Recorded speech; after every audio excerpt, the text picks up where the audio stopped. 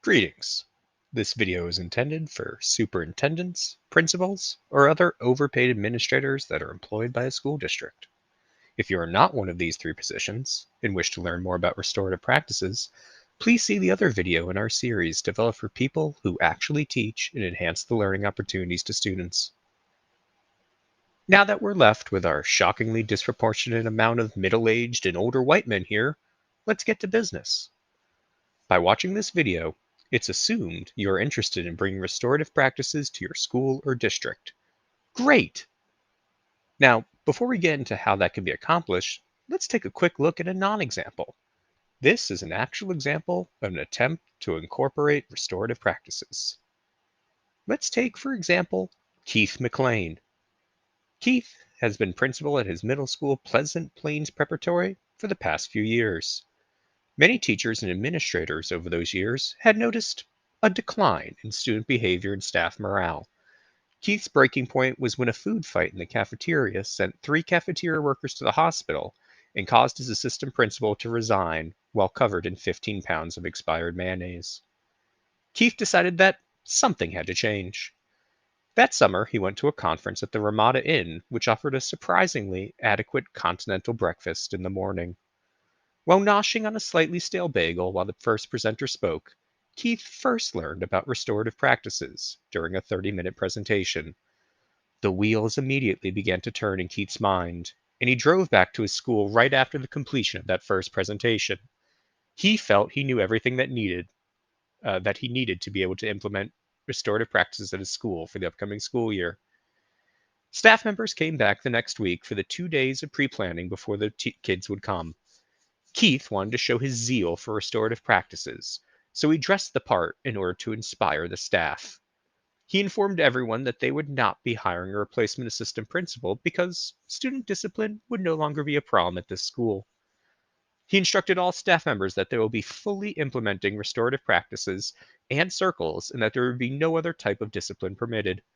He let everyone know that the superintendent was fully on board because they went out fishing together a few days ago and talked about it over a couple of adult beverages.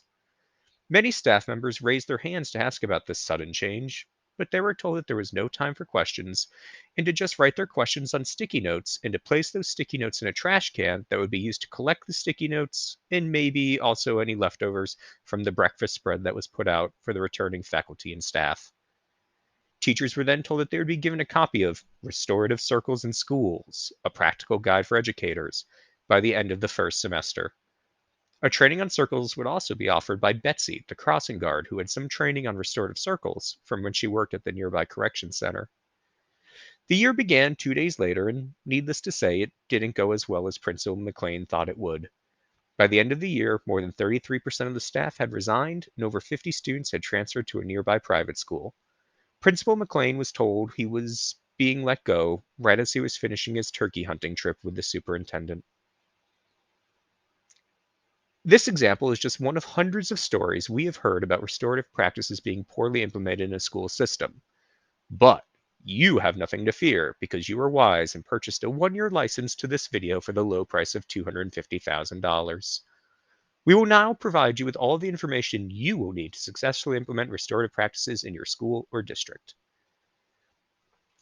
The first mistake that Keith McLean made was, well, almost everything.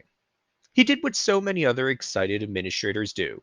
They acted without thinking. Keith neglected to follow what John Kidda refers to as the 4 implementation stages of restorative practice: exploration, installation, initial implementation, and full implementation. Exploration involves 4 key parts: assess needs, examine intervention components, consider implementation drivers, and assess fit. Perhaps it's best to start with assess fit. All administrators should ask themselves if their school is the right fit for restorative practices. If you are running a military school modeled after ancient Spartan military schools, then perhaps restorative practices just aren't quite the right fit. Most schools would indeed find themselves as a fit for restorative practices, as restorative practices are supposed to be flexible to the environment where they're implemented. All schools will need to assess their needs. Do they need to improve student staff relationships? Student to student relationships? Or do they just need Deborah, the precocious fourth grader, to stop coming to school dressed in a pantsuit and claiming that she's a substitute teacher for their kindergarten class that day? The next thing schools will need to do is examine intervention components. An article published by the National Institute of Health helps clarify what intervention components are by saying intervention components may be drawn from the content of an intervention, features that promote engagement, adherence, or compliance, steps to improve fidelity, or aspects of implementation or dissemination.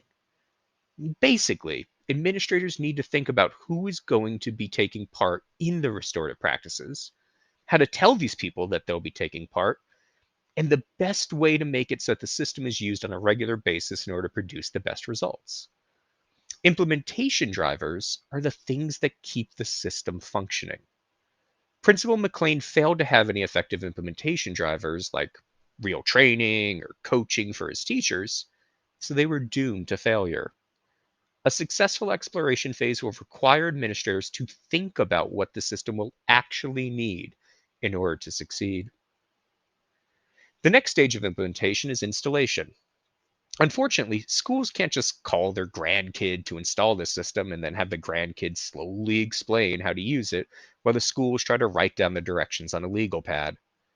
Instead, in order to have effective installation of restorative practices, districts need to acquire resources, prepare organization, prepare implementation drivers, and prepare staff. Acquiring resources is more than just buying a book for each teacher and bringing in one speaker for the start of the year.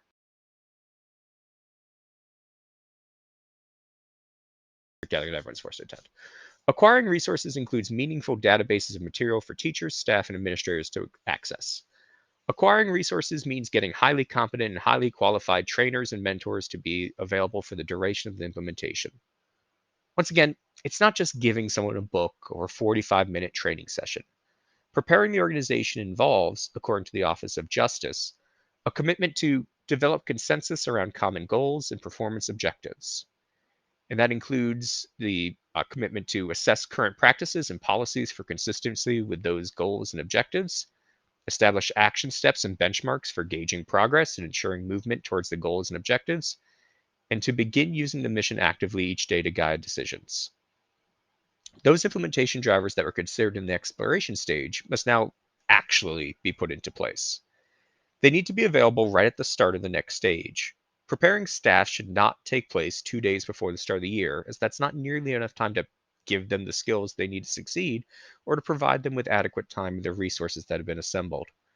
Preparing staff should also involve fair process, a system designed to let all parties have an opportunity to understand why a decision is being made and to help give everyone a chance to voice their perspective and concerns. For the initial implementation stage, administrators need to adjust implementation drivers, manage change, deploy data systems, and initiate improvement cycles.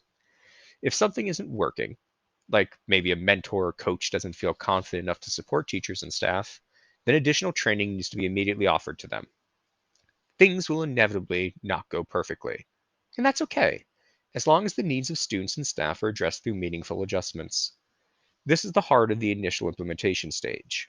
Administration needs to constantly check in with all stakeholders, students, staff, and parents to see how the implementation is going, and then tune things to make them better. That's the point of the data systems and improvement cycles, to make sure the results of the implementation are observable and that the systems are malleable. There's no point in telling staff to trust and use a system that everyone knows is broken. If something isn't working, fix it. Don't be like the gym at the Ramada Inn that Keith McLean stayed at. Full implementation requires administrators to monitor and manage implementation drivers, achieve fidelity and outcome benchmarks, and further improve fidelity and outcomes. Basically, you want students and staff to buy in as much as possible, and this is only possible if the system is working.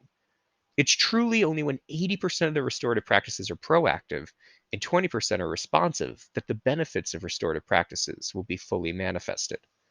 That manifestation can't happen without students and staff building relationships and community with fidelity. We are confident that this video has provided you administrators with a framework for a successful implementation of restorative practices in your school or district. Please remember that your license to use this video will auto-renew every year